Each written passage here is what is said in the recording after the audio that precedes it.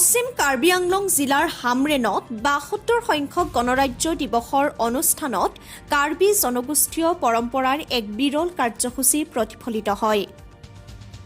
প্ৰথমতে কাৰ্বি ভাষাতেই ভাষণৰ শুভাৰম্ভণি কৰে জিলা উপায়ুক্ত ছৈয়দ ইছফাকুৰ ৰহমানে। তাৰ সমান্তৰালকৈ কাৰ্বি জনজাতিৰ পৰম্পৰাগত কাৰ্বি ৰাজ দৰবাৰৰ ৰজামন্ত্ৰীক সম্বৰ্ধনা জনোৱাৰ লগতে কাৰ্বি লোকসংস্কৃতিৰ খেতি কৰা পৰম্পৰাৰ হাচা কেকান নৃত্য পৰিৱেশন কৰে স্থানীয় নৃত্যশিল্পীসকলে।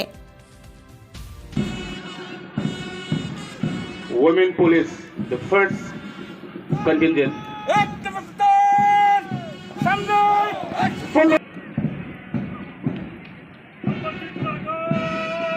Arriving to pavilion, contingent CRPF.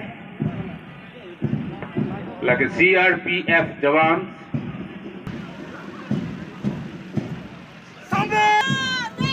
Followed by girls group Don Bosco High School. School children.